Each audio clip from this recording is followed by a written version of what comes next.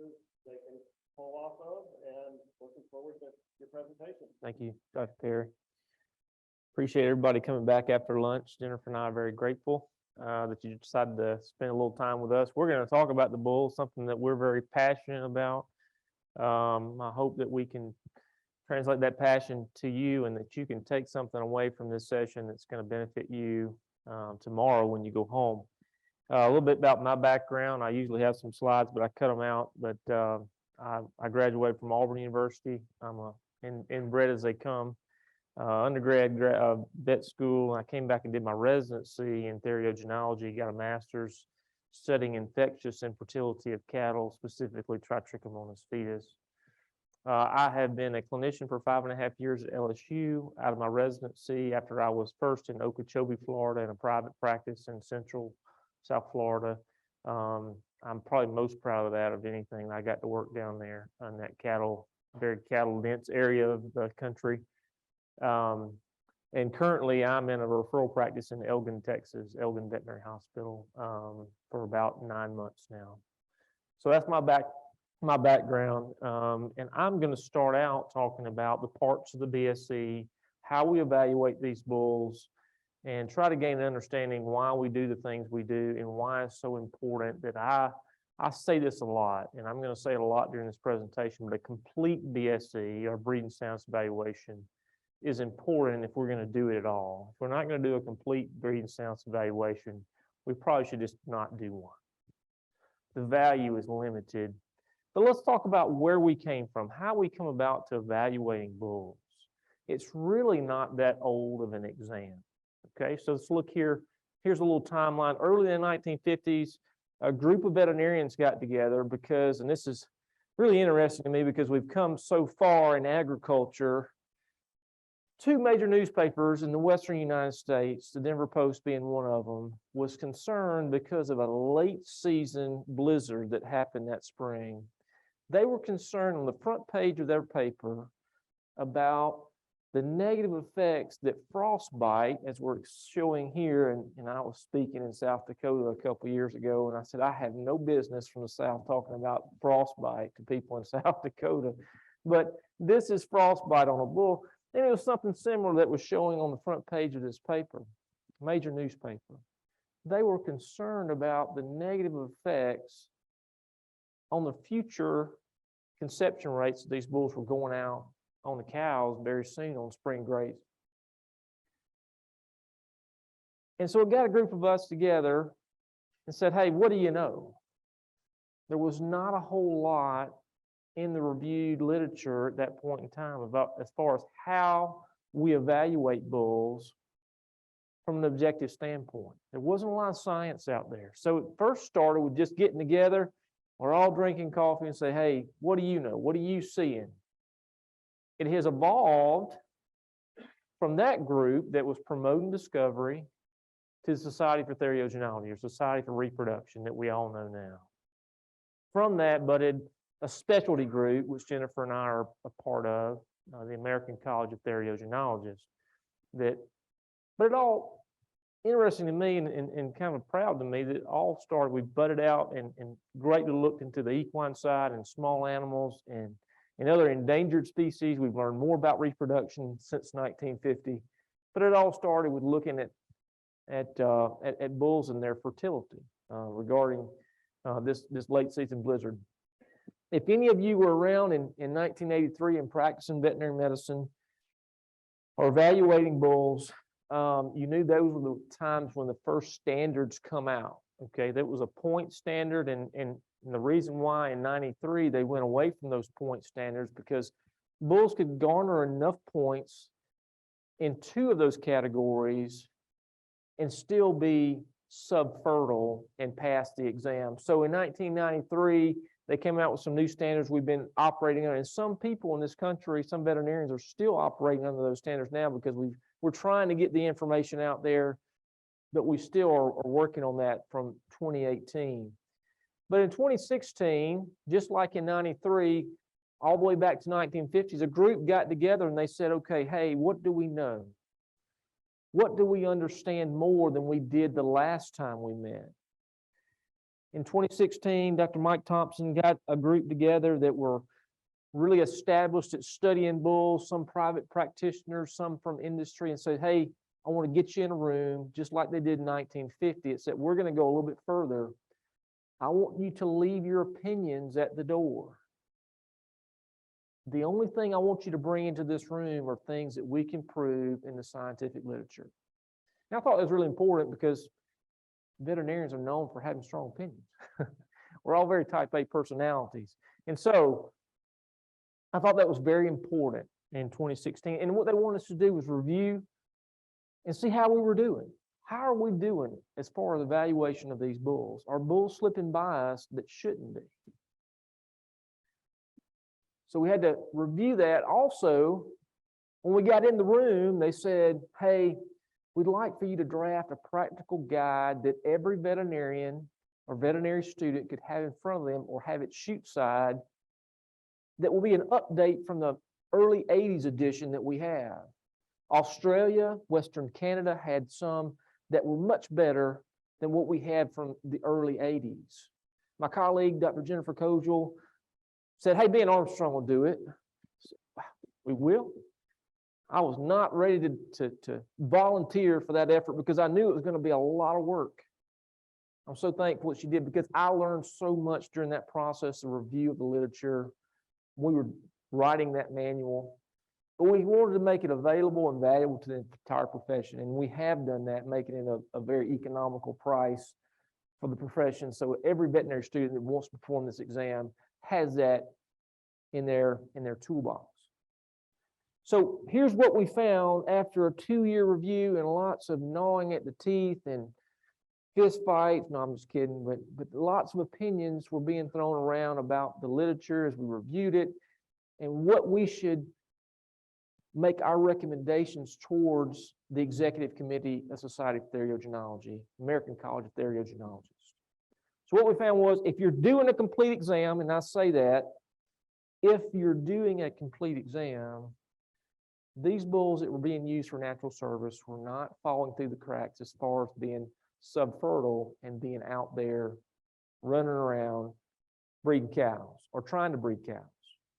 But there was a few evidence-based improvements that we suggested and that were later adopted in 2018, and I'm going to talk about that in just a moment. Here's the manual. If you want it, it's available through SFT. Probably needs to be updated already, but we're proud of it. We think it's valuable to the profession.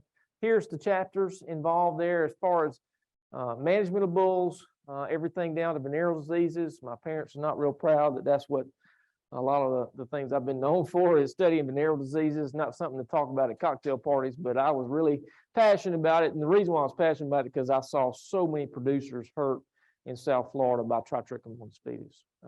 I talk on 2 pillars a lot when I talk about fertility of bulls, when I talk to producers, and I'll talk about sustainability and profitability of your operation. And I think the bull plays a big role in that. That's why I'm so passionate about evaluating bulls. If we were down at the 7-Eleven today and y'all said we need a bull evaluated, I said, if y'all hold him between 2 gas pumps, I'll try to evaluate him here. That's how passionate I am about it because it's so important to the operation. And I talk to veterinary students a lot. We get veterinary students that come to our practice. And when I was at LSU, and I talked to them about this. There's a guy that I love dearly.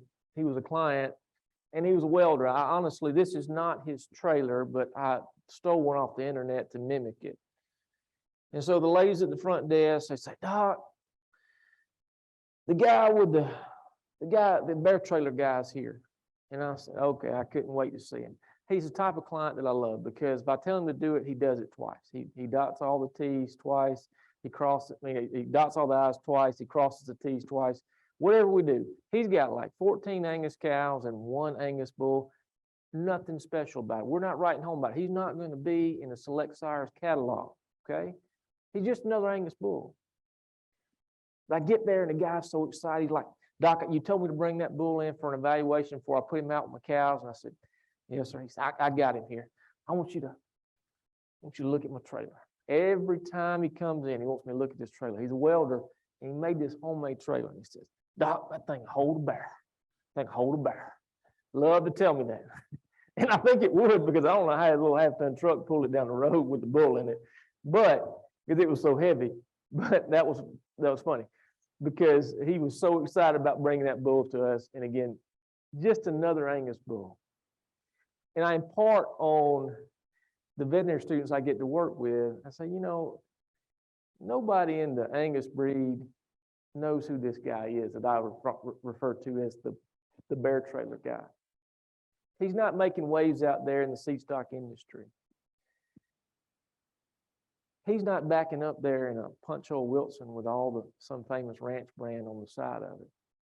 What I want to impart to you guys is we have to be equal opportunity evaluators. So if he backs in there with that one old Angus bull, I'm going to evaluate that bull the same way as if there was a punch hole Wilson there with a famous ranch brand on the side of it, so that we don't let the human element come into play.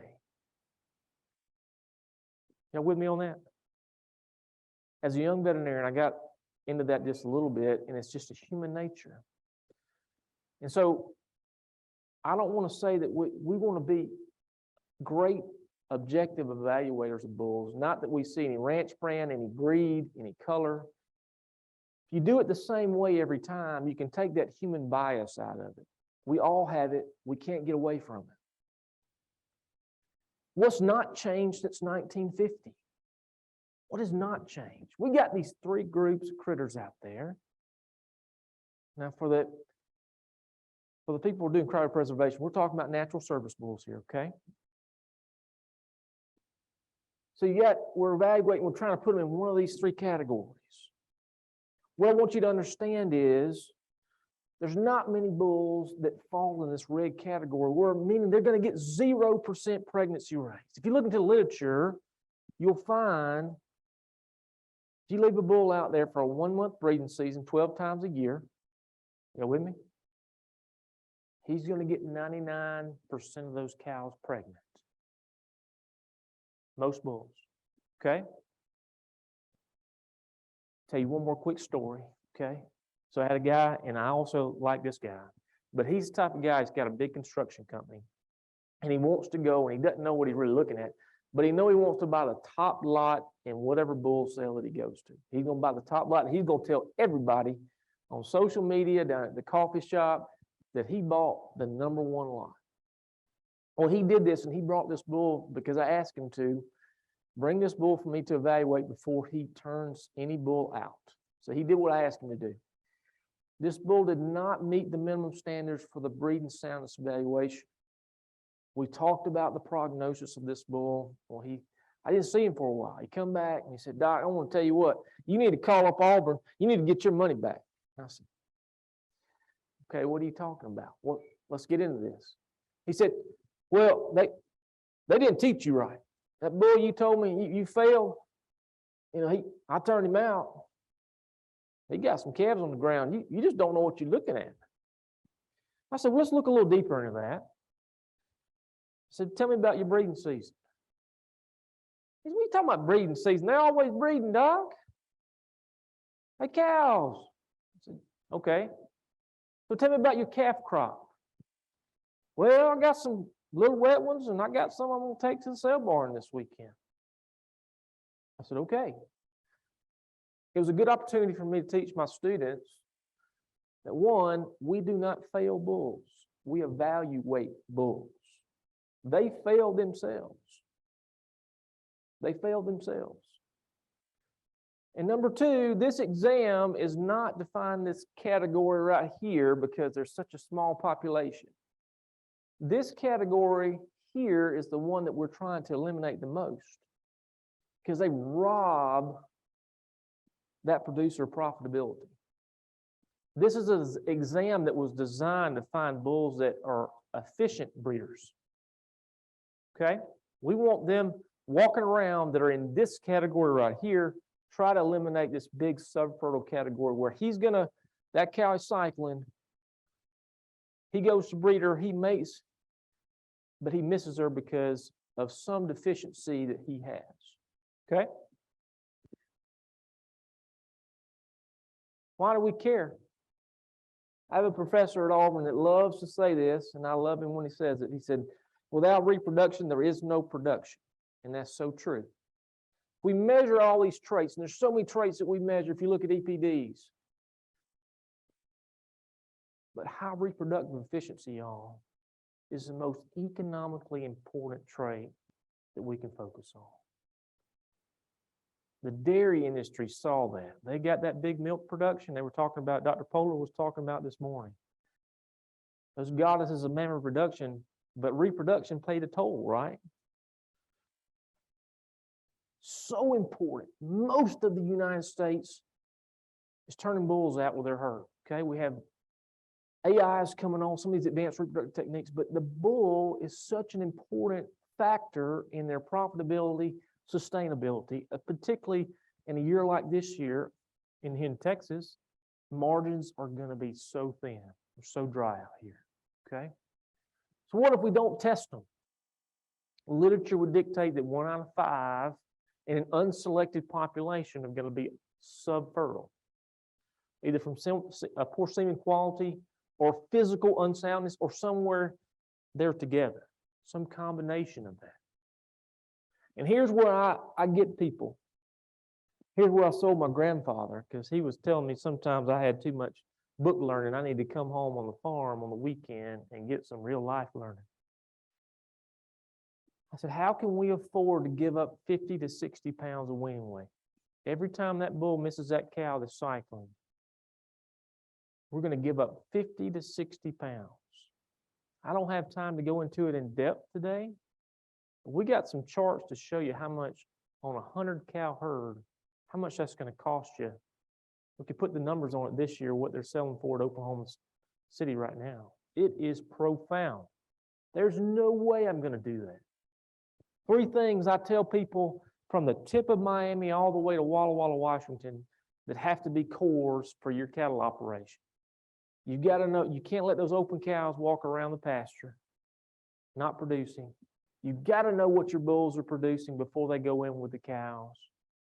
And you got to at least use a Clostridial vaccine. There's other things we want to do, but those are the bare minimums that we have to do in a beef operation, in my opinion.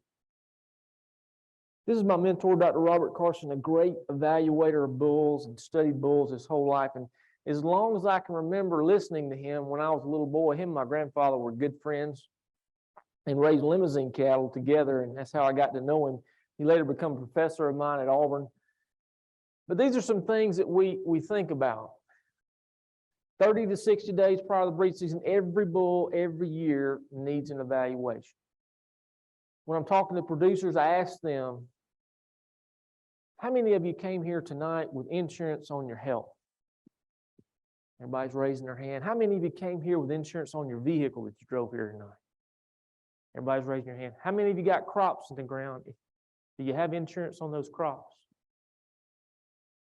Everybody's raising their hand. I said, how can you put your whole cattle operation at jeopardy with not having this cheap insurance policy?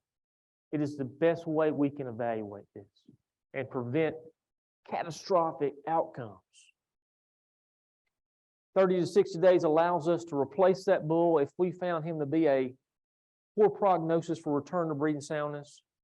It also allows us to change some things. If he needs a little bit more body condition to sustain himself through the breeding season, it gives us some time to put some gains on him before he goes in with the cows.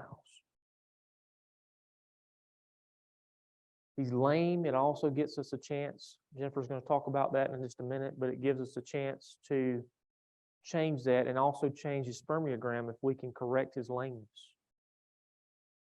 Bulls change from season to season. It's interesting to me, if you look at the NOMS data from 2017, only 31% of operations overall in this country perform breeding soundness evaluations.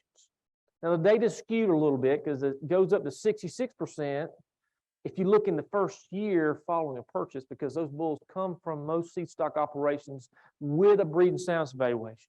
But after that, people say, he was good then, he's good now. That's not true. That's not true. They change from season to season. They can change from the time that they get off the trailer. They can cut their foot as they step on something, and they can start changing in that moment. So you have to be very meticulous about the evaluation of these guys and when you're evaluating, okay? What has changed? What's changed in their environment?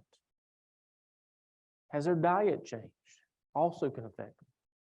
Certain times we think about while the bull's in the chute, we're going to test him for certain venereal diseases. If you're in an at-risk area, I am definitely working in an at-risk area. I think my whole career has been in an at-risk area, not as much as it was in South Central Florida. But we do have a high prevalence of that in our areas that I work in now. I would argue the average cost is about $50. That is the cheapest insurance policy that you can purchase. Okay, yes, sir. Quick question. Most people buy ear control that's got PSC. So most wholesales are starting at the end of January, February, early March. He's not turning them out for the first of May. You have to pick it up. Absolutely. I recommend that to all my clientele before they go in to have them retested. Yes. Yes, sir.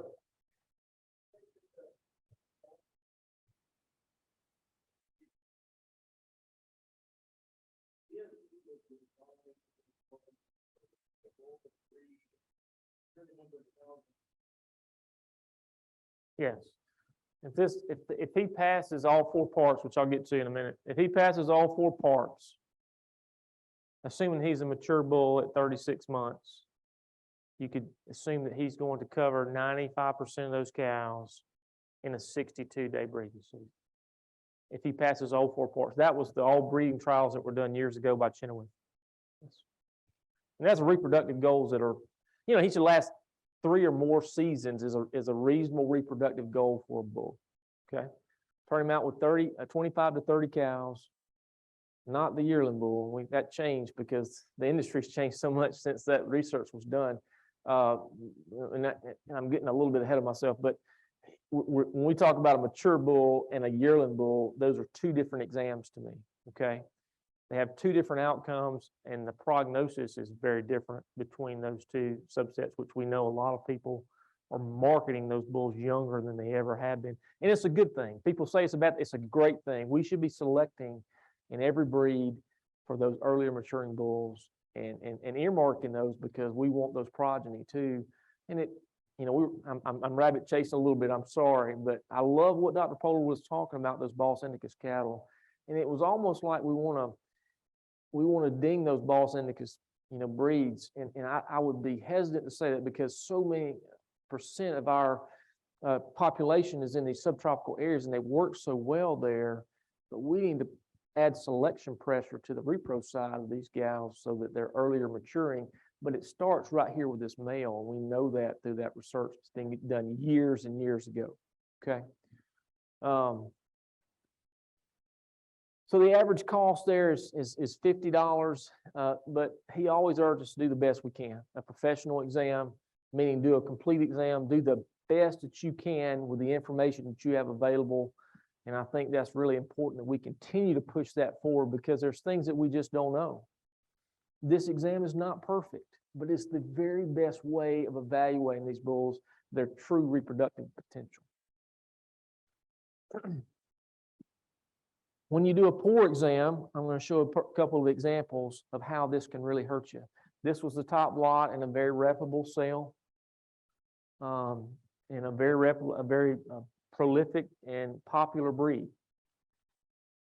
I was asked to evaluate this bull after they had a really bad preg check with these heifers that were in with this bull, 19 heifers. There was 1 pregnancy.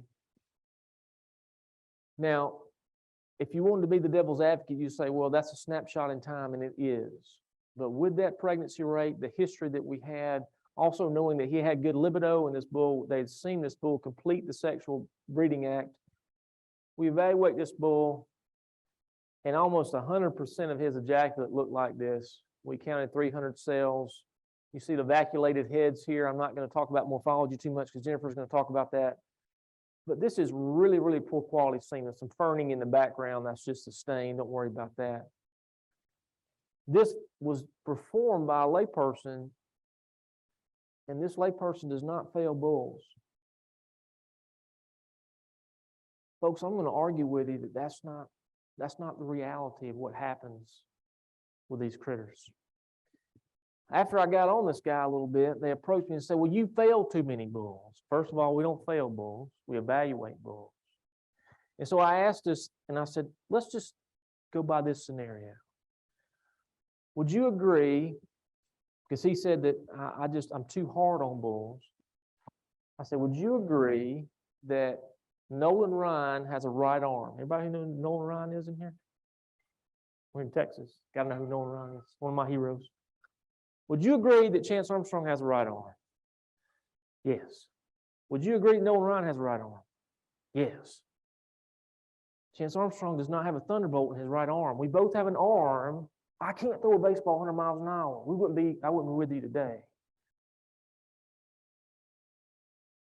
Meaning, just because a bull is born a bull with testicles does not mean that he is going to make a herd sire. Okay? That's why we evaluate these bulls.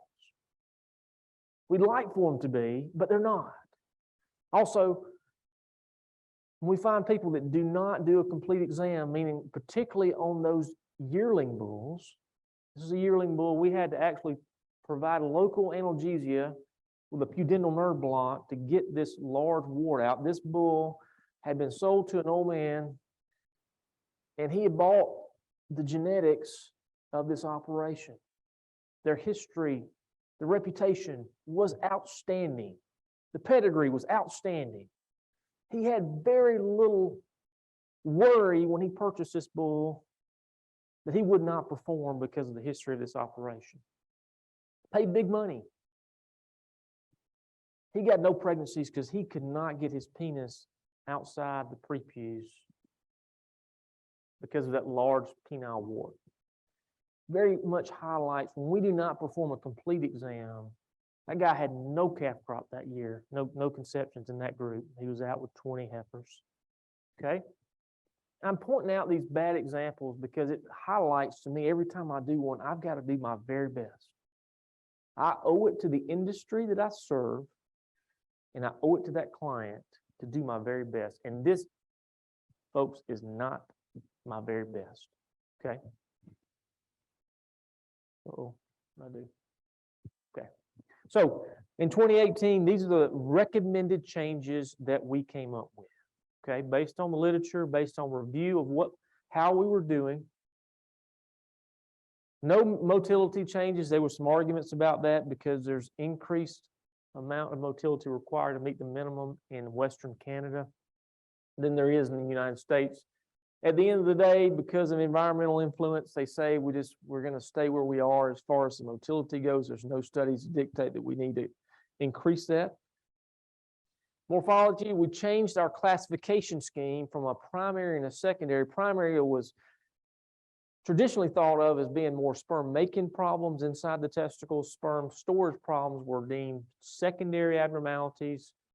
We went for a more differential count, and I'll get into that a little bit more in a minute, but just know that we're counting, just like in the stallion, we're evaluating a differential count with head, midpiece, and tail. So instead of 3 keys on our cell counter, we're using 4. I thought that was going to be hard for me. It really was not. It was very easy. 70% counting at least 100 cells is still the minimum. 2 new normals that we found has no negative effect on fertility is the abaxial tail implantation, evidence right here, and the distal cytoplasmic droplet. We talk a lot about the distal cytoplasmic droplet. Jennifer's going to talk more about that in the second part of this talk, but we couldn't find anything in the literature that would say that it had a negative effect, and I'll prove that to you in just a minute. Here's the 4 parts. It has not changed. To doing a complete BSC, this is what you should ask for if you're evaluating bulls or if you're having your bulls evaluated, okay? Are they getting a physical exam? Scrotal circumference should be evaluated. Has big implications on when their daughters come into puberty. We've known that for a long time now. The progressive motility and morphology. When I say progressive motility, I'll tell you about the gross motility in just a minute. But they're all equal, okay? There's not one more important than the other. But we need to find be better evaluators of them, putting this all together and saying, okay, what's the prognosis of this bull? All right. And I'm going to talk more about that. Let's spend a few minutes talking about the physical soundness of these bulls, because in my practice, I see big problems, particularly with hind limb conformation, feet problems associated with how we're developing these bulls. So some of the earlier work, we talk about they must be able to move with ease, detect females in estrus, mount and complete the breeding act. Now, we cannot evaluate that shoot size. There's no way to do that. We've got to watch them out there breeding with females or do a test mating. You can do that, and then we want to make sure they're free of any heritable defects. There was some gnashing of the teeth about screw claw. I was on the less conservative party in that group, if you will. But we'll talk about that in just a minute. So if we look at this diagram here, this is optimal hind limb conformation. We know how important that is for them actually making the breeding act, okay? And they really hyperextend their stifle and their tarsus here when they make that ejaculatory lunge. It's very forceful in the bull after they mount the cow and make some searching motions with the glans penis. If you look at these undesirable conformations, it's why I want to be very hard on these bulls when they come in there. The rules say if the bull is not lame, that he can pass that portion of the exam, okay? But if I see some of these things, these conformational defects, it's time for me and the owner to have a long conversation about, one, the longevity of that bull, of their investment, because it can be quite large. Part of the operation every year is the bull. And I see a lot of this junk right here, okay? When we talk about a post-legged bull, he is putting so much pressure on that subchondral bone of the stifle that you're going to have erosion there and premature synovitis that's going to lead to arthritis. That bull's not going to have the longevity that he should. There's multiple studies to prove that, okay? So we need to be critical about when we're evaluating or purchasing bulls. I talk to clients all the time.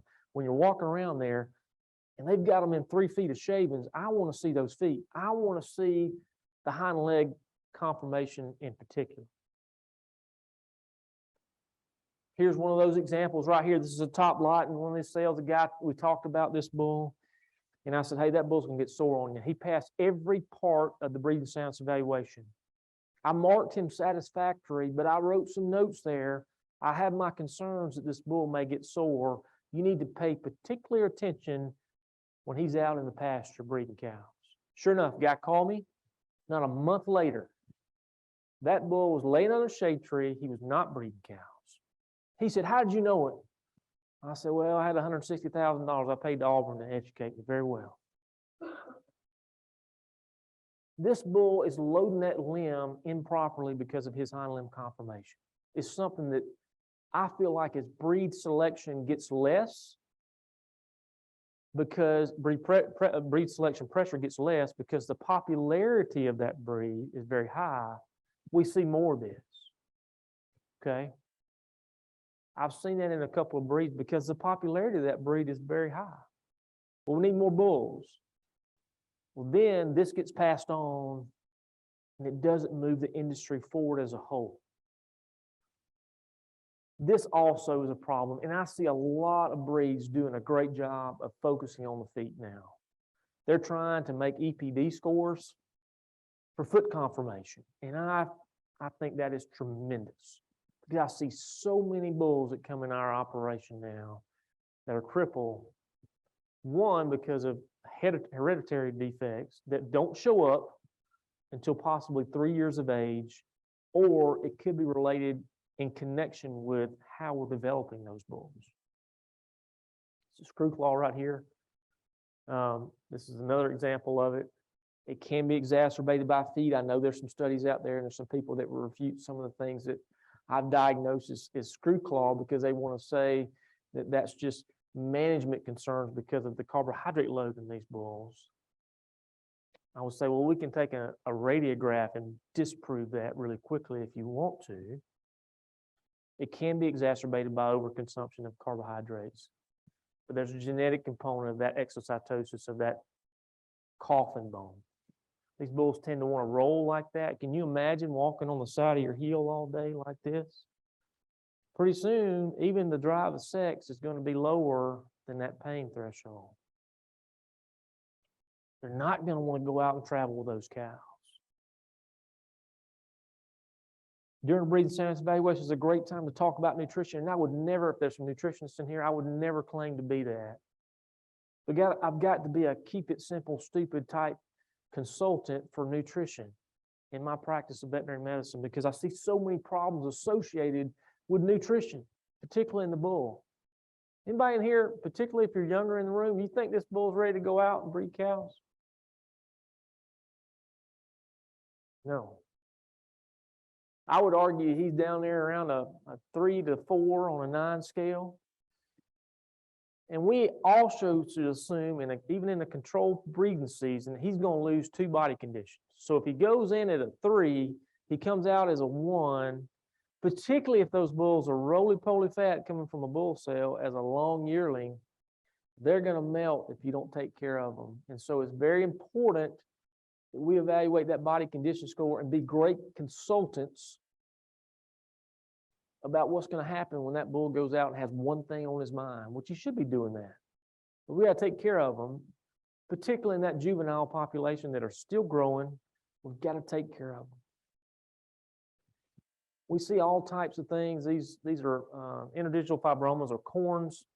I always tell veterinary students I work with that if you got that bull in the chute, you see it, it may not be a problem at that point, but you should urge that client why it's important to do it 30 to 60 days prior. 14 days, you take this one on the left out, and that bull's ready to go.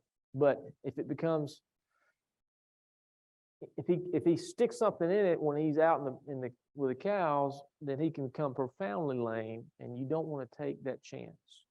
So a chance to cut is a chance to cure, and I would think with these things it is. Before it becomes a big problem, like with this bull, this is infected, and the coffin joint is also infected in that bull.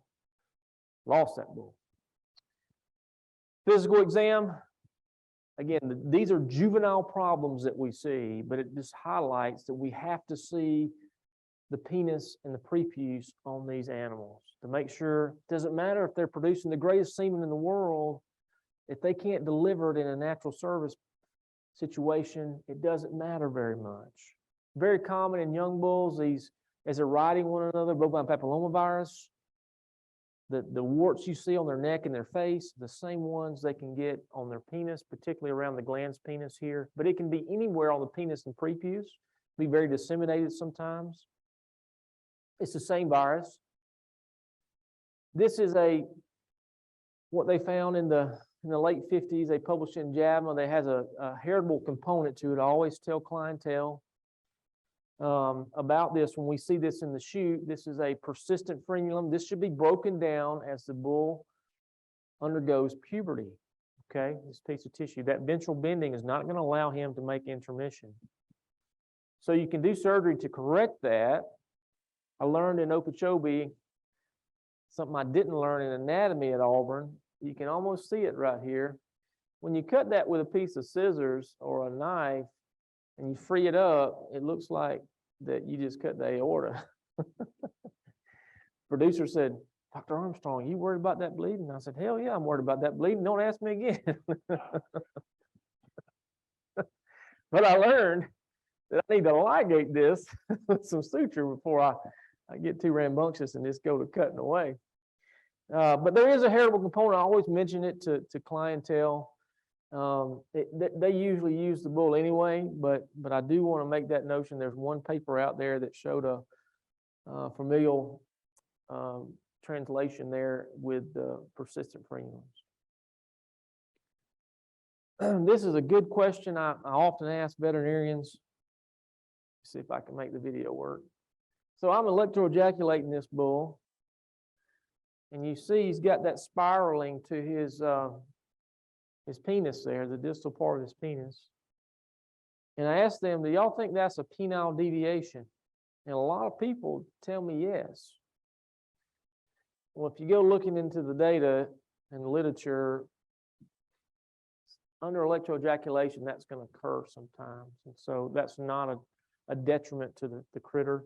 They actually will spiral inside an AV, or an artificial vagina, and we've known that inside the cow. It's just the premature spiraling. The only way you can diagnose that spiral deviation on the bull is through a test mating. Here's another one that we see more commonly now because the industry's changed so much is premature or incomplete separation of the penis and prepuce. This is the way the critter is normally before puberty or during puberty. The prepuce is actually sort of welded down to the penis, okay? As you can see here, my mentor, Dr. Carson, he's going to separate this bull. We had this bull on the table, and that's what it looks like. And when those androgens start flowing, they're going to do this on their own. They're going to break that down. But we're seeing bulls at such a young age now that maybe they haven't gone through that process. And the first time that this happens is during the breathing sounds evaluation. I do recheck those bulls because blood is a great matrix. It's going to bleed a little bit. It sort of looks like Velcro to me when I peel it apart, or it peels apart during electroejaculation. Not terribly painful to the bull, but it does create some blood. And blood's a great matrix for scar tissue, and we don't need that area scarring there whatsoever, obviously. So we recheck them in 1 month. This is bovine herpes virus. If you've ever seen this before, it is all in the bull and the cow. It's self-limiting after a couple of weeks, but that's what it looks like. Very painful, but again, self-limiting. Just another variation of IBR, but the reproductive form of herpes. And then trauma and scars. I mean, it just highlights, again, all these things we're looking at associated with the penis and prepuce. We've got to get that thing exteriorized, and we got to, make sure there's no problems associated with that we think is going to preclude them from making intermission. The next part of the physical exam is the rectal exam. The bull has the full complement of accessory sex glands. My colleague, Dr. Andrew Lovelay, is a great artist, and he let me have this. He drew this during our residency. But if we took the top off the bull, we're looking down at his accessory sex glands, and it's only about wrist deep. I had a client ask me one time, because he hadn't had a complete exam done ever at his place. He said, "Doc, I want to tell you what, that bull's not pregnant. What are you doing back there?" I said, "Well, I'm evaluating his accessory sex glands and also his internal inguinal rings to make sure that he doesn't have a hernia." But the prostate is really right here, the body of the prostate, as we look on this drawing. Here's the urethralis muscle that we really need to stimulate prior to electroejaculation. It's going to allow us to collect those bulls quicker in a lower power if we stimulate them and sort of prime the pump prior to placing the probe in the rectum. The ampullae are here. We do not see blocked ampullae like we do in the stallion, in the bull, which is great. It is a storage area, a dilation of the ductus deferens here in the pelvic area. They palpate like number 2 pencils. And then where we really see the pathology in the bull is these paired vesicular glands, okay? It's more of a problem or a higher prevalence of an issue in young bulls that are being developed on high concentrate diets. We don't really know why, okay? It's been speculated, but we don't really have a reason why, but it's always in that young bull population. I will tell you that this is what it looks like. They should be lobulated, and they elongate as the bull ages. This is a good picture of vesiculitis. They can be quite painful when you palpate them, but one of the things you're always going to see in the ejaculate, you're going to see those white cells, okay? Ultrasound has come on board and become much more economical and a lot more sensitive to diagnosing some of these vesiculitis cases. They can be treated. They're much more of a favorable prognosis in the young bull population, the yearlings. We can treat them. Barth published a study in Canada. They treated them with 2 doses of antibiotics, and those all those bulls cleared up. Now, some of them are going to clear up on their own, whether we do something or not. But if I have the animal in the chute, we're going to treat them if we've diagnosed them with vesicular adenitis. Here's what it looks like on the, we just make a diff quick stain, that sperm. I had such a pretty picture of it, I thought I'd put it in the slide set. Also, we often forget about in natural service, these bulls have to go and see those sexually active groups, okay, to go over to investigate. So if there's some problem like squamous cell carcinoma or a bad case of pink eye, and this is a subjective thing, but if you think they're not, don't have their full visual capabilities, and that bull probably should not pass that breeding soundness evaluation, because he is not going to have, he's going to miss some of those cows in heat that he should have gone over to investigate. Scrotal circumference, and this goes hand in hand with the physical exam, because we're going to palpate the scrotal contents during that part of the exam. These age minimum have been established for a long period of time, and scrotal circumference and semen production. So I think about it like this: a bigger factory, you can produce more product. Okay, a bigger factory, and you have an inverse relationship to when that bull's daughters are going to come into estrus or come into puberty. Okay, so bigger is better in these guys, but these are the absolute minimums. Where I see problems where bulls don't meet the minimum with scrotal circumference is, again, when those breeds become very popular, there's less selection pressure associated with that. In the late 70s, early 80s, when this research first came out and it was communicated effectively with the breed associations, most breed associations really got on board. They said, okay, we got to change this. We've got to start selecting for scrotal circumference, and a lot of people have.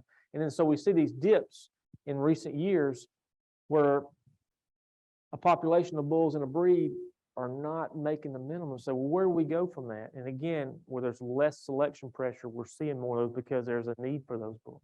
But by 2 years of age, they have to be at least 34 centimeters, and that is the bare minimum. Okay, we'd like for them to be bigger. All right, can we talk just for a minute? When we talk about scrotal circumference and the way we raise these bulls, one of my dear friends, 1989 champion of the world, Ray Braben, he was trading some bulls in South Florida, and I was out there evaluating them. I was looking at them. I said, "Boy, Ray, these bulls sure are fat." He says, "Yep, fat sells, Doc." He said, "We all like fat." And he was really absolutely right. We're drawn to that. A certain degree of fatness, or a cell degree of fatness. What I want to tell you folks, that has a very negative effect on their feet and legs, and also their fertility. And I can't get that across to enough people. Bulls have a propensity, if we look right here, at the neck of their scrotum is where all the heat exchange happens. When they throw down fat there, fat is a great insulator. Just like me, if I go out and eat a lot of Cane's chicken fingers, I love them. They say, I don't get to choose where I throw down my fat. The bull does not either, okay? It's going to have a significant, and the reason why we think that when I'm talking about with scrotal circumference, because there's been this dogma out there that if we really offer a high plane of nutrition post-weaning, that we're going to maximize their potential for scrotal circumference. If you look at Bart's work from 2008, it would refute that. Actually, most of the scrotal girth is put down on the potential prior to weaning age. And so what that suggests is probably we should be making sure those cows are producing enough milk, they're in good nutritional state, and that's even been highlighted even more when we talk about fetal programming. But also, maybe we should be creeping those bulls that are going to be the future of this herd, the future of the breed. Okay? But when we push them so hard post-weaning for that certain look, or also potential of their scrotal circumference, this is what I see. Laminitis, laminitis, laminitis. It decreases the longevity of these bulls. We have got to get across that we have to grow these bulls at a more moderate rate.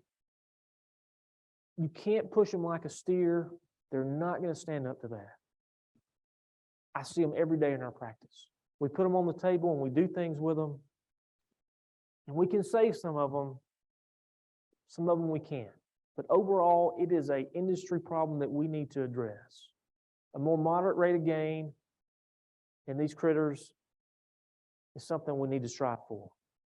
Some people say I'm naive to that and I'm never going to change that. I agree, but I would be remiss if I didn't produce the best information to the industry that I serve.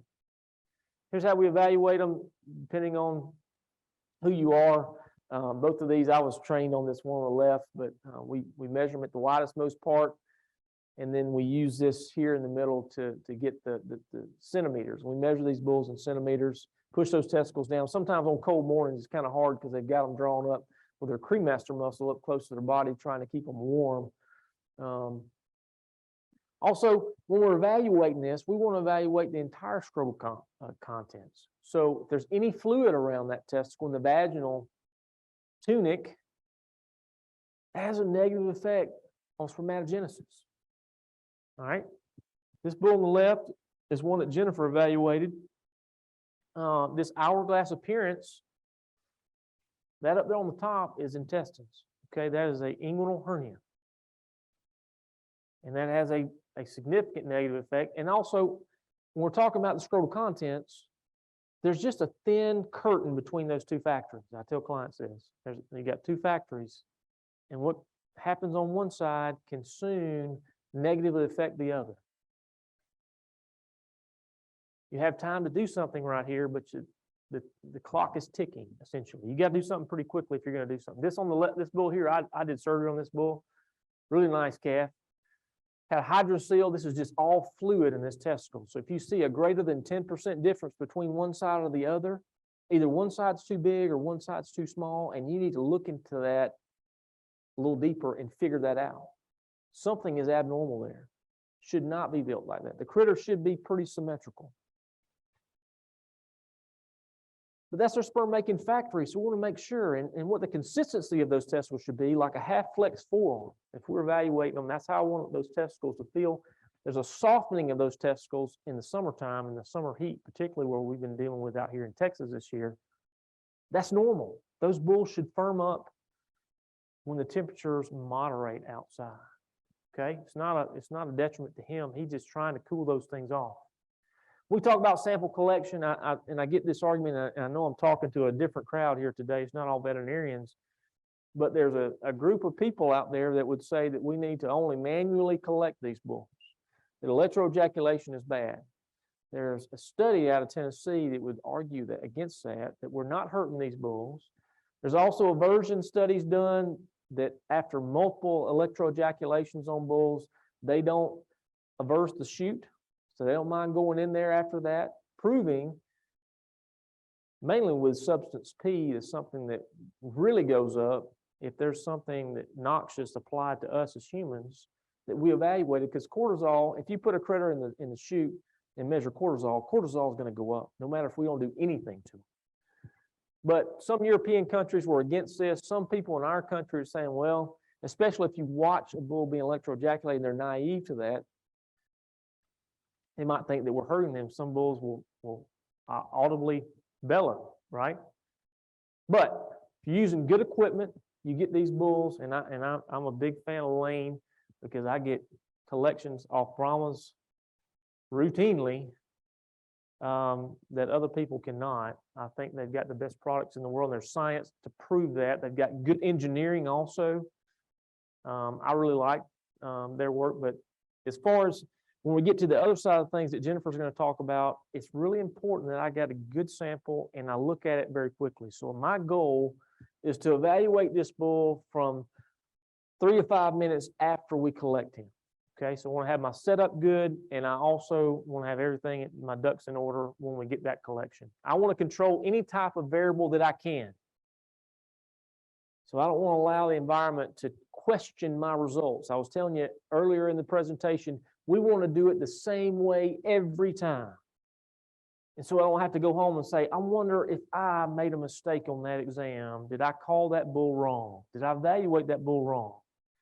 Doing that is using a water jacket, or if it's above 42 degrees Fahrenheit, a coffee cup does a great job of that. Here's our setup here.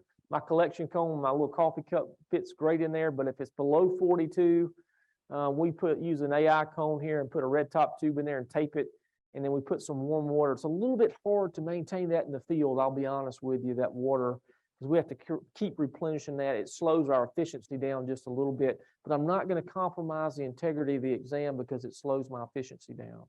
My goal is being efficient, but I want to know what that bull is doing, okay? Have you seen this critter?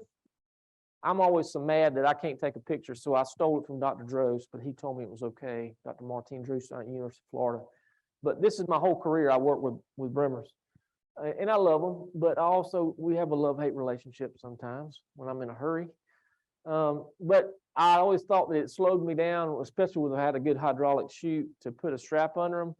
When I got a young population of Brahmas that we're evaluating, I strap every one of them now because it actually is faster, much faster than having to get them up. And also the worry that you have from creating a peripheral nerve paralysis, like radial nerve paralysis, that I have seen when those critters go down. We're trying to get a sample. It's just more efficient to strap them, and there's many available out there. You can make your own. This is one I made at LSU that we just strapped them from something we had from our tilt table. Worked really good. I talk to veterinarians a lot, probably not the right audience for this, but you've got to have the right equipment. We use the biggest probe that will comfortably fit in the bull's rectum so that there's intimate contact between the electrodes and the urethralis muscle that stimulates that bull to get an erection and ejaculate. We want to see that penis every time, like I was mentioning. Part of that is the collection. You can't have manure and any kind of a tarnish that doesn't look like this new probe right here. That's why we keep a Scotch Brite pad in our BSE box so we can keep those probes clean. We collect those bulls on a lower power and more quickly, more efficiently. This is my setup, and this is shoot side. This is not in the lab. I think that there's a lot of people here working in the cryopreservation industry, and I would argue that I do this for teaching, but also for client education. It's nice to be able to see what I'm seeing under the microscope, and they're much more affordable, really quality scopes that have a camera associated with them now. Probably one of the more important things that I think, if you notice right here, I've got a heated stage. I think that's probably the most valuable thing I have because I don't have to worry about that slide cooling off from my slide warmer when I put it up on the stage, particularly if you're in an air-conditioned area, a room, or if you're out and it's real cold where you're working in the environment. A little closer look at my setup here, looking at everything's clean. I know sex is not sterile, but it should be clean, okay? And I want to make sure that I'm evaluating these bulls properly. So we got all our glassware warm and clean. Here's our cell counter down here. Our immersion oil that we use, we don't use mineral oil. It gets into your objectives. If you've ever purchased any of those objectives, you know they're not cheap. So use the immersion oil. It's got a little bit more viscosity. And reading these morphology slides on 100x objective. Also question, how clean is your scope? If you can't see this diadem defect right here, this vacuolization at the post-nuclear cap of this cell, I would argue that you need to clean your scope or get a better quality scope. If you can't routinely see that, even on bulls that pass the breathing soundness evaluation. I'm not in the microscope business, but I will say that if you can't see those little changes like that, it's what really sets us apart from other people. But and then people argue, well, oh, I ain't got $400 for a slide warmer. And I said, well, here is the ticket right here. $60 on Amazon. You can get this kitty cat, electro kennel heated pad. You can clean it, and look, it even has a digital temperature control over here. I mean, there's no reason why you can't pay $60. And Jeff Bezos, he'll ship it to your house, right? I mean, he'll ship it to your house. So, or your clinic, whatever. But there's no reason why not keeping that glassware, again, so I can trust my results at the end of the exam, okay? Also did this, we made a little portable lab when I was at Auburn, and people were like, well, God, how much that cost you? Well, it really didn't cost us a whole lot. The water department gave it to us basically, and we set it up for about $400. And we were going to put something on the side of it right here But what my client saw was that I was investing in their operation, that I cared enough about those bulls that we were going to control the environmental effects on it. And you can put something real cute out there on it, whatever you want to do, you know, bull wagon, whatever. But I think that's really important, particularly if you're working in climates that are very inclement up north. I don't on that cocaine that falls out of the sky and hits the ground. I'm not a fan of that. I'm a South Alabama boy, but a lot of people have to work in very cold environments, and I want to control those environmental conditions when we're evaluating these bulls. Slide preparation is really important. If you don't do a good job with this, I don't feel like you can accurately evaluate them. And where we saw the greatest variation in my profession was right here, okay? Where I'm trying to change that, Jennifer's trying to change that, is we're trying to teach everybody the same way. One of the reasons why we wrote the manual, we want to all do it the same way, evaluate these bulls. But part of it is slide preparation. There's lots of ways to do it. At the end of the day, this is what I'm looking for right here. Okay, a dark background with that nigrosin component. The eosin is going to penetrate those dead cells. This is not what I want to see. Too many cells on the slide. I can't accurately evaluate this, and so I'm shooting for 15 to 20 cells per high-powered field. Can y'all see all those diadem defects in the back? Right here, right here, right here. This is also a DMR Jennifer's about to talk about, but how many of you would argue with you? How am I doing on time?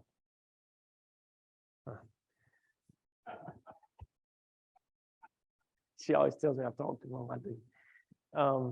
So when I'm talking to veterinary students, if there's any veterinary students in the room or listening online, I get a lot of you, and I love working with the future of our profession, the future of serving the beef industry. That's what I always wanted to do when I became a veterinarian. I wanted to do that like my local hero does, Dr. Perry Mobley.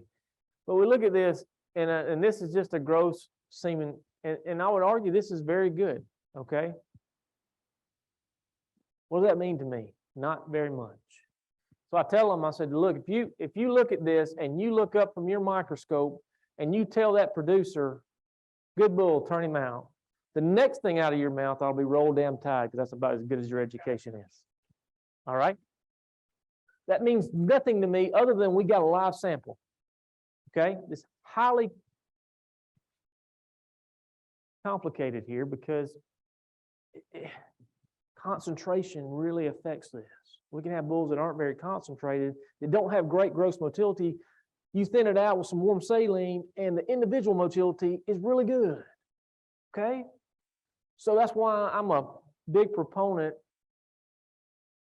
of going to the next step, not only progressive motility, but morphology. This is a 20-year look, and I was a part of this, my residency. We looked back at 3 different time periods.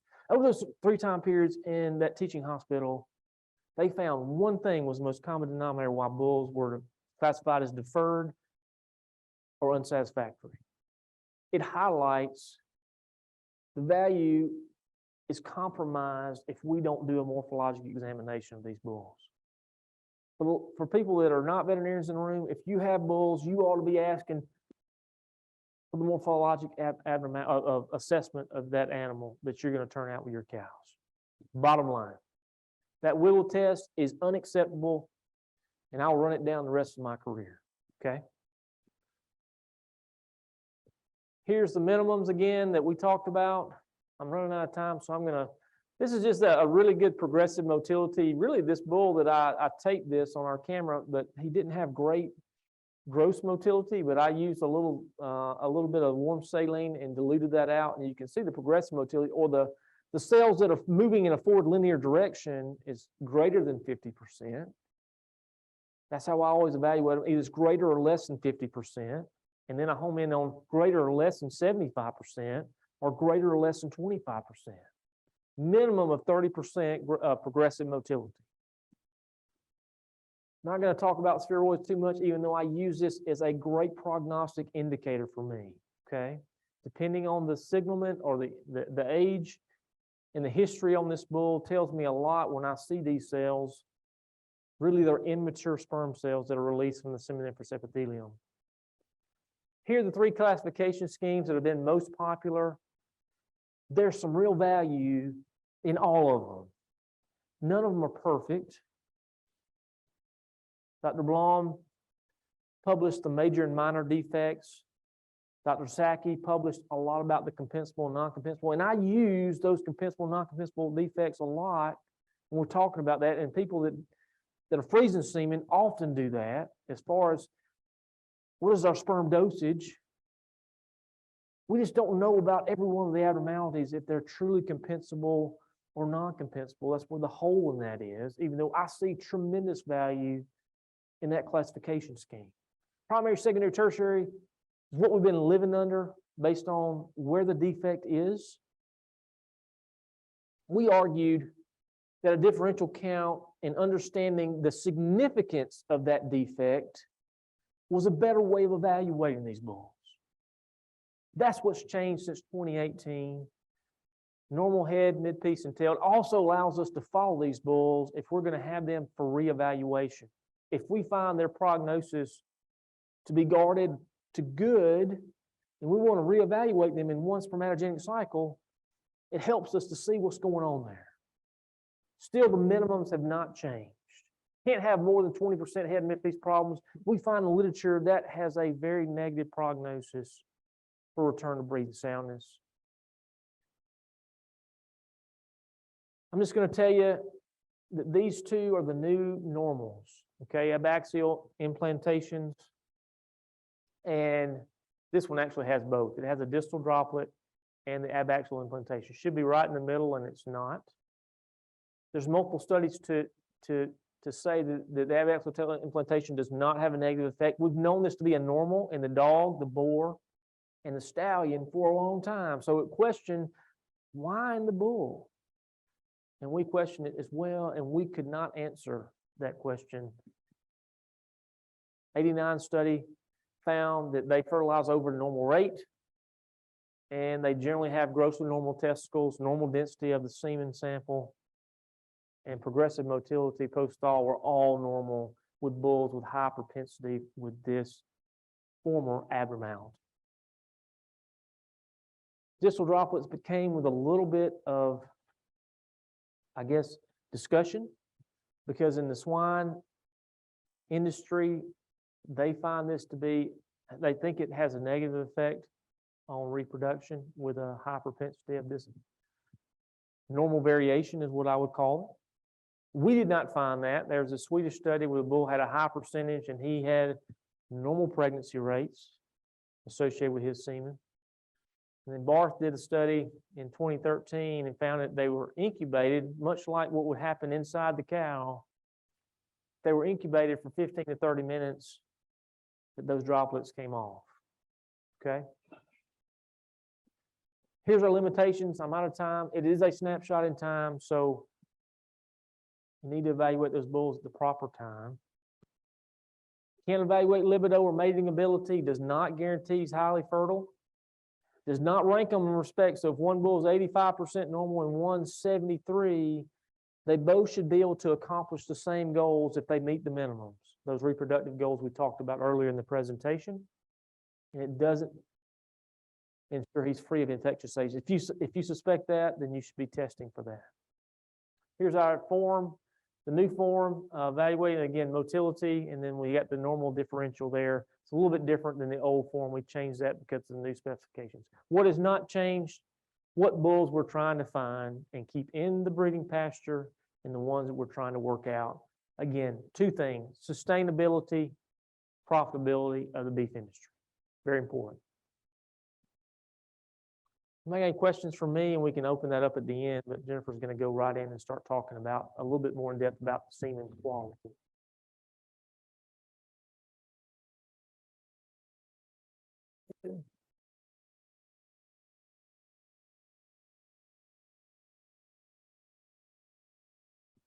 All right. So I'm Jennifer Kojal. I should be Little Bo Peep, so I could have a shepherd's hook pull him off stage. But anyway, so we're going to go right into sperm morphology. So you'll hear me use the word spermiogram. And so I use spermiogram to describe a description of sperm morphology during the evaluation. So you'll hear me use that term a lot. So I get really excited about sperm morphology because if we think about it, where do a lot of our bulls show us that they are subfertile? And so provided that a bull will mount and complete the act of service, it's uncommon that poor fertility is not reflected in the spermiogram. So poor sperm morphology is the #1 reason that we see bulls fail a BSE, right? So Dr. Armstrong already talked about that 20-year study. Sperm morphology was always at the top of the list, and just not in that study, but there's been a couple others. So we think about the reasons why a bull is going to be unsatisfactory, and usually we can put it in one of these categories. And so we're going to talk a little bit more about these categories. So we'll start with thinking about the pathogenesis of abnormal sperm production. So we're going to have a disturbance of spermatogenesis. And so we usually see this manifested as reduced sperm production and increased sperm abnormalities. So lower concentration and increased sperm abnormalities. And these disturbances are insults to spermatogenesis. And we'll talk about different reasons that we have for insults to spermatogenesis. So we'll start with immaturity. So usually these peripubertal bulls, they're going to show us high numbers of proximal droplets and distal droplets. They're also going to show us immature sperm cells, and they're going to have oligospermia. So they're not going to be very concentrated on the average. So proximal droplets. So proximal droplets are going to be one of the first big indicators that we're dealing with a peripubertal bull. So different slides we can see. So top left is just going to be, it looks a little different because it's a phase contrast slide. Rest of them are bright field, and you can see the arrows pointing to that very round, very pretty proximal cytoplasmic droplet. We also see distal droplets. So as Dr. Armstrong said, they're no longer considered an abnormality in SFT standards. So we're going to see them, we're going to notice them, they're going to help us tell the picture, tell the story of that bull, but we're not going to count them, right? So they're often seen with a mixed with a high percentage of proximal droplets. And then the next cell that we can see that really gives us that picture of immaturity is immature sperm cells, or I call them spheroids. Spheroids can mean different things to different people. So I often, when I'm talking with a group of people, I call them immature sperm cells, but talking in the field, call them spheroids. So can hear them both. So sperm cells, immature sperm cells, are released prematurely from the seminiferous tubules. They really vary in size, and they vary in size because we're at different stages of spermatogenesis when they accidentally get kicked out of the seminiferous tubules. So when we look at them on a slide, they can be very variable in size. And so I like to tell this joke. So our internists, so our veterinary internists, they get to have their CBC Chem UA chant, right? What do they want to do for diagnostic CBC Chem UA? When I see immature sperm cells, I get to have the chant immaturity, degeneration, regeneration. If I see immature sperm cells on a slide, I know that bull is one of 3 categories. He's either immature, or he has testicular degeneration, or he's in the process of regenerating the testicle. So really can tell us a lot of information pretty quick. So what do immature sperm cells look like? So first place we usually recognize them is in our progressive motility slide. So not only am I looking at where my cells are going, what percentage of them are moving forward, but I'm also looking for these round cells. I can occasionally pick up round cells on my ESN nigrosin slides. And so you can just see, this was an example on the right where we slowed everything down. And those are round cells. Now, the thing about looking at them at progressive motility or with ESN nigrosin is I can just call them a round cell. I have to do another diagnostic to be able to say, are they a spheroid, an immature germ cell, or are they the other kind of round cell that we can see, which is a white blood cell that we can see with vesiculitis. So what do I do for those? So I do my diff quick. Simple, easy, put a drop of stain on put a drop of semen on a slide, let it dry, diff quick it, right? My immature germ cells, my immature sperm cells are not going to pick up diff quick, but my white blood cells were, right? So pretty picture. We easily can tell the difference. So I put this slide in. When we talk about peripubertal bulls, there's often this thought that just because the bull is premature, he's not exactly satisfactory yet, probably has too many defects, and we're going to put him in the deferred category, there's often this thought that he will get better with time. And I would caution everybody in this room that we really need to think twice about that. And this is a good illustration, right? We've probably all seen that bull that we deferred and we rechecked because we thought he was going to get better and he just didn't. But when we really put facts and numbers to it, Bart did this excellent study out of 2013. So they took 500, a little over 500 bulls, tested them in April, kicked all the unsatisfactory bulls out of the data set, and they left them with the decision deferred bulls.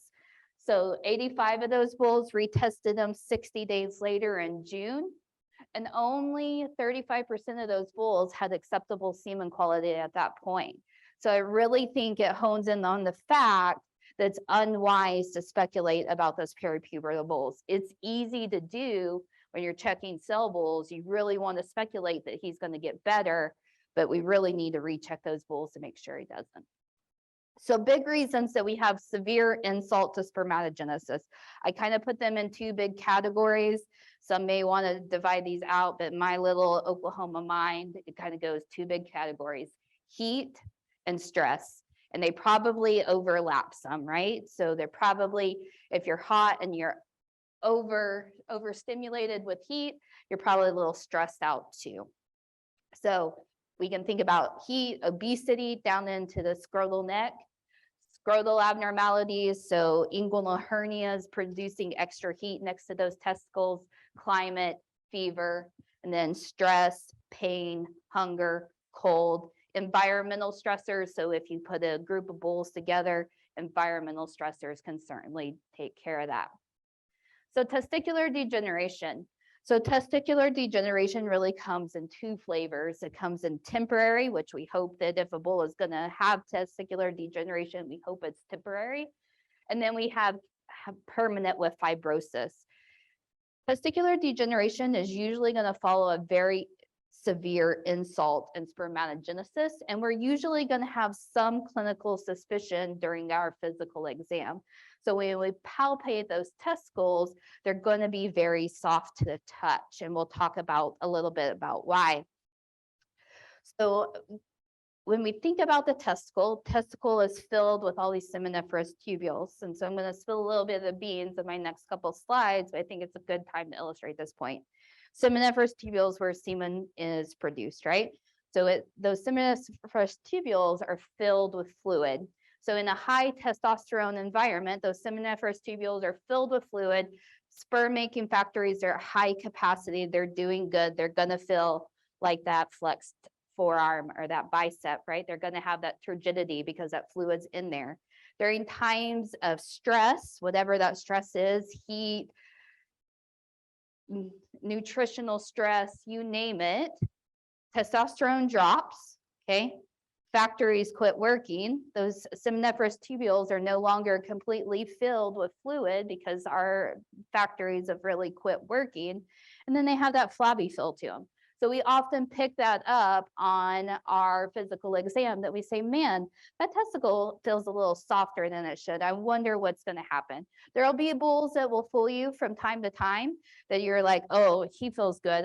This might be okay. Or, oh, he feels a little soft. I might be looking for problems. But as a whole, we can start having some clinical suspicion early on.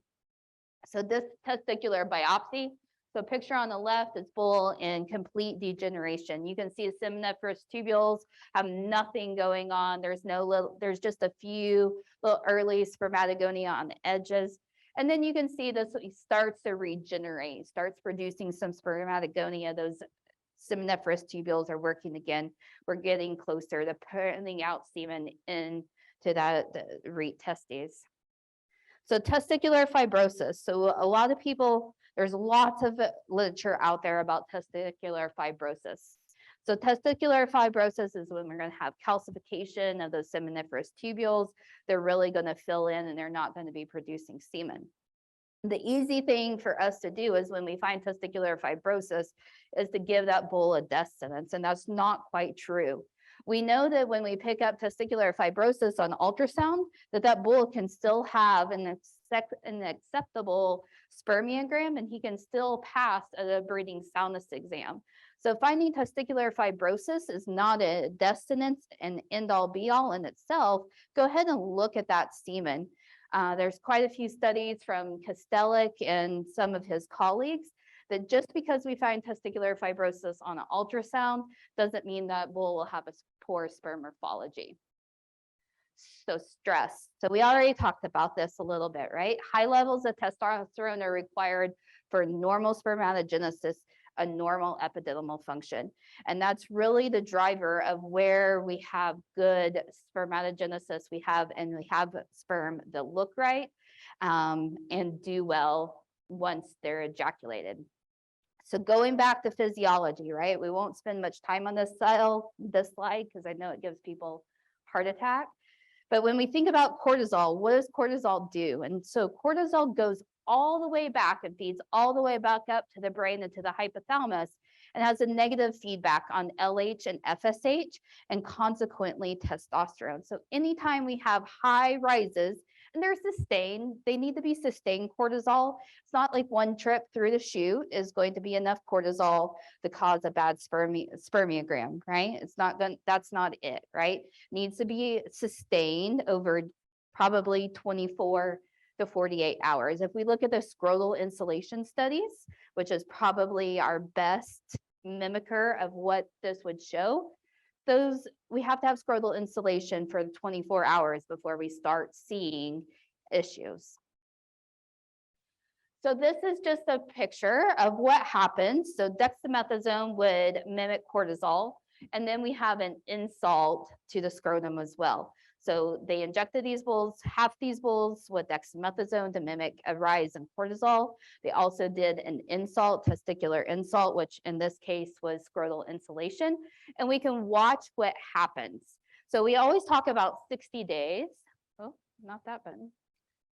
So we always talk about 6 days. So we start here, his bulls look really good, have acceptable percentages of normal, and we can watch what happens. They get really bad. They get the lowest about 3 weeks after that one point in time, and then they start going back.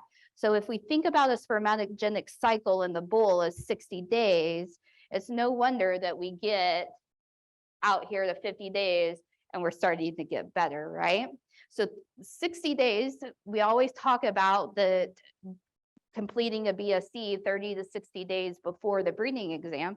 And that's really two reasons, right? We think about if there's a problem and it's going to get better, we got 60 days before the breeding season, or if it's not going to get better, we have time to replace that bull. So looking at stress on spermatogenesis. So the first place that we see stress show up is going to be sperm defects of epididymal origin, right? No brainer, those are going to be the cells that we see first, and ejaculate are going to be the ones that are in the epididymis already. So that's why distal midpiece reflexes are often the first defect that we see following a stressful event. So like the hallmark of that, and Dr. Armstrong already talked about the snowstorms in Colorado, is that distal midpiece reflexes were one of the first defects they would see after those late spring snowstorms. So we can think of a sequence or peak numbers of different sperm defects following scrotal insulation or a dexamethasone treatment. So if we just have one insult at one point in time, these defects really follow a really pretty pattern. So first thing we're going to see 7 to 11 days is we're going to see those distal midpiece reflexes or DMRs. Then we'll start seeing some proximal droplets, right? And so that highlights the first ones we'll see. Then we'll start seeing an increase in detached heads and some mitochondrial sheath defects. Then we'll start seeing some knobbed acrosomes, nuclear vacuoles, coiled principal pieces, and piriform heads really show up in high concentration, those about 3 weeks after that point in time. So if your brain works better like this, certainly just a different way, you can see have our DMRs, proximal droplets, detached heads and mitochondrial defects, knob acrosomes, vacuoles, piriforms. And so this is a pretty picture of what happens when we just have one point in time, an acute insult, it's over and done with. So distal midpiece reflexes is the most common midpiece abnormality that we see in our sperm morphologies. Yes. Question back on the last slide. Yeah. If you have a traumatic event with a scrotal, Mm-hmm. why is there different abnormalities that appear at different times? Wouldn't you think that most of them happen shortly after that? So we have to think about where and point in time, right? So right after that insult, we're going to see, first thing we're going to ejaculate out is what was in the epididymis. So what's going to happen in the epididymis? We're going to see DMRs and we're going to see those proximal droplets. That'd be a first thing. And then we slowly start getting out the ones that were still in the factory and they were still going through spermatogenesis. And so it's the easy way to not go through the whole spermatogenic cycle with you, but it's where the point in times where those defects happen following an insult. Does that make sense? Okay, perfect. So finishing up DMRs, right? So why do we see DMRs? They're usually due to an abnormality in the environment and the cauda epididymis. So that was one of our true secondary defects. So they used to be called a secondary defect, and now we just call them mid-piece defect.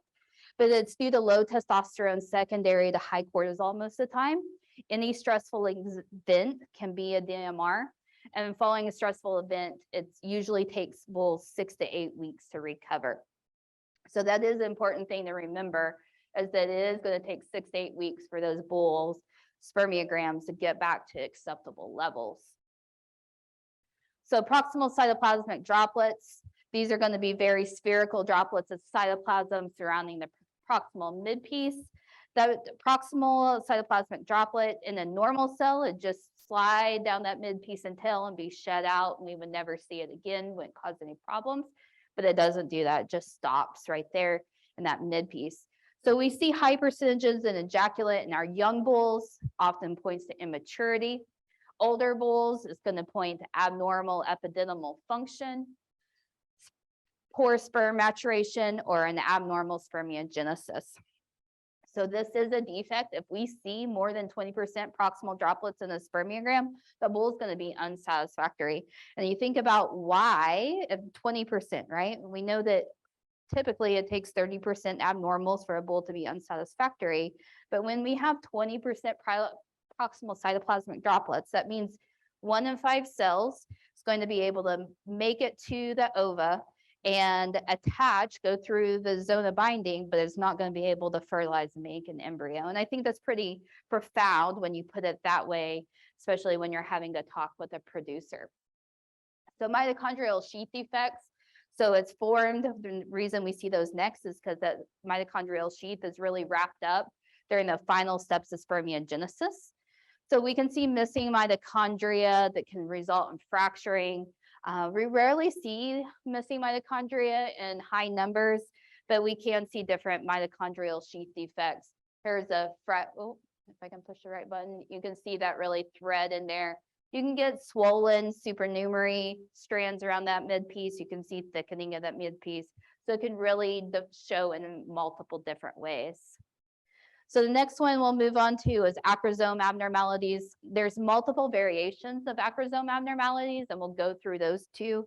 There's the classical knobbed acrosome, which is a bead-like extension coming off of the tip of that sperm head. And that's what we talk about classically. But in bulls, certainly the most common way we see acrosome abnormalities is the flattened or indented sperm apex. And so it's going to look like that sperm ran into a brick wall, got a marine hair, flat top haircut, however you want to think about it. And when we see those acrosome abnormalities, we can think about stress, abnormal thermoregulations, or acrosomes in high numbers. And that's really the only defect we see with that bull. So it just has high numbers of acrosomes, no other defects, no other reasons. We can kind of start talking about a genetic reason that that bull is producing acrosome abnormalities. So two different types. We are lucky enough to get both in one slide. So very classical knobbed with its bead-like extension. and then our more common indented form where it looks like it ran into a brick wall. Nuclear vacuolizations, characterized by an invagination of nuclear membranes into the nucleoplasm of the sperm. Really same pattern, right? Stress, aberrant testicular thermoregulation associated with viral infections, toxins, and can have an inherited component. So maximum levels 2 to 4 weeks. And so you've already seen some apical vacuoles, some large confluent vacuoles, and some diadems, right? So there's another pretty picture of your diadems.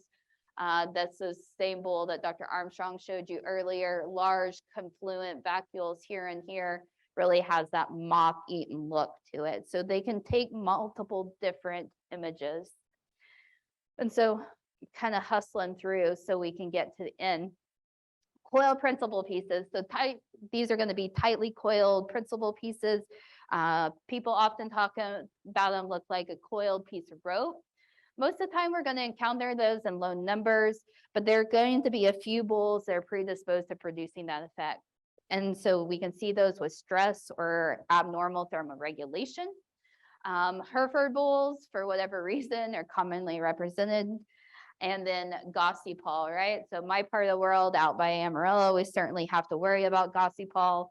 If you go back to Dr. Armstrong's stomping grounds in Southern Alabama, Gaussy-Paul may not be as big of a deal. So really knowing where your producers are getting their cottonseed from and what Gaussy-Paul levels are.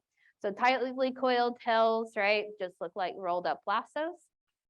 And then piriforms. So piriform and tapered heads are going to be the most common head defect that we see. Most commonly see those due to adverse environmental conditions. We know that piriforms disrupt various stages of fertilization, from sperm transport all the way down to zone of penetration. And this is one defect that when you see this defect in high numbers in a mature bull, and that mature bull has no reason, like he hasn't been stressed out, he's hadn't been sick, any of those, that bull has a very poor prognosis for future fertility. So this is where this all gets blown out of the water, right? It painted a very pretty picture about how defects go from a single standpoint of a single insult. However, when we have a long duration of disturbance, there's no sequence of defects. It just all gets blown out of the water and we can see all kinds of defects. This is pretty. I really like this graph because it really shows you what happens. So we have a sole abscess, right? We have start of lameness up here. At bull looks pretty good. Have start of lameness. You have treatment, really pinks out at that 3 weeks. And then as we get closer, he's starting to recover as we get to that 60-day mark. So really shows you what happens, right? Here's another good predictor of what happens after stressful events. So I have no idea why they decided to dehorn a 2-year-old Delphi bull. I didn't make that decision, but it just happened, right? So he was pre-cell, he was satisfactory, he was dehorned March 16th, and then you can really see what happened. So about a month after the stressful, you can see piriform heads are really high, seeing decreasing levels of our mitochondrial disruption, detached heads in our proximal droplets. And then he recovers, right? But it takes him a good 45 days to get back to normal. And so the question about rechecking bulls that were checked in February, but then transported, oftentimes if a bull doesn't transport well and he gets really stressed during transport, we'll see something like that. And so it's really good to make sure that those bulls fully recover and look good. And things can happen in a trailer. Bulls are paired together. We've all seen them headbutt each other, step on each other. So making sure those bulls look good. Genetic predisposition. So we won't spend a lot of time on these other than to say there are inherited sperm abnormalities. When we talk about inherited sperm abnormalities and we start thinking that the bull might have inherited sperm abnormalities, when we look at that spermiogram, that's going to be almost the only abnormality that we see. So this bull may have a slide full of knobbed acrosomes, but that's really all we see. So those are the ones that are known to be inherited, but take those with a grain of salt. Nutritional deficiencies, fat bulls, slim bulls, right? Protein supplementation of bulls on poor pasture is going to improve testes size and semen quality, making sure that nutrition is right. Mineral deficiencies can happen. They have to be pretty severe.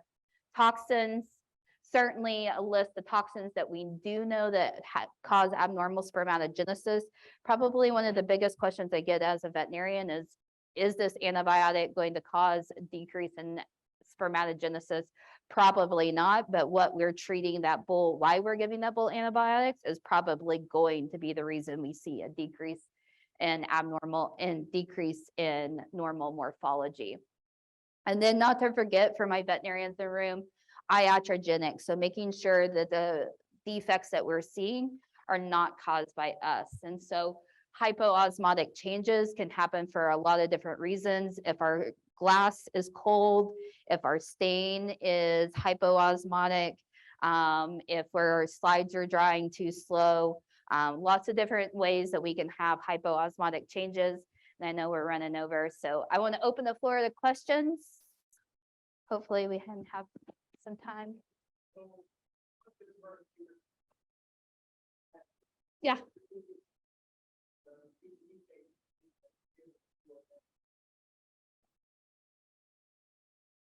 Proximal droplets, piriform heads. See a lot of steroids associated with those bulls too. So it'll tell you that, you know, he got a decent chance for coming back after. One of the things that I caution people about is when you're seeing in real temperate times, like early in the spring when it's nice, and you're seeing a lot of DMRs at that time, I proceed with caution, because when that bull is turned out, he's late, he's got a borderline acceptable amount of DMRs at that time, then he probably is going to get worse. And so I proceed with caution. Yeah. And I will also say that not all bulls are equal about how they handle stress. I liken them to people. Some bulls can handle a lot of stress and be okay. And there are some bulls that are extremely sensitive to stress. So I don't know how you pick which one, but do you have a question, Dan?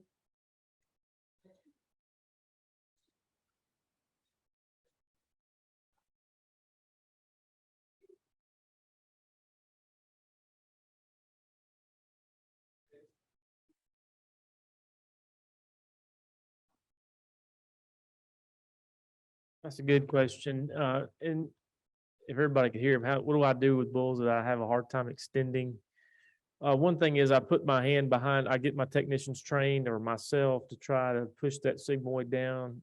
We prepare those bulls. One of the things that, you know, we really stress on these bulls, and we've seen this, is if you handle those bulls improperly, you're going to have a bad day, and extending is one of those deals. They might not collect, but they definitely will have a harder time extending if you have too much hot shot coming to the pens. If you get them hot, you're going to have a bad day. And so I've learned that.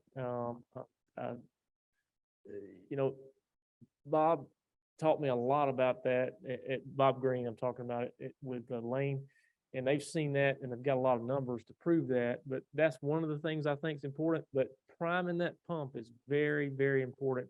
And my technicians all know, even if it's during the prepping process when we're evaluating the accessory sex glands, if somebody's down there, don't miss looking and evaluating, pulling that penis out with a gauze, so we can evaluate, you know, because once you start electroejaculating, sometimes, particularly in Brahmas, they'll pull that penis back and they may ejaculate within the sheath. But I am not going to pass a bull.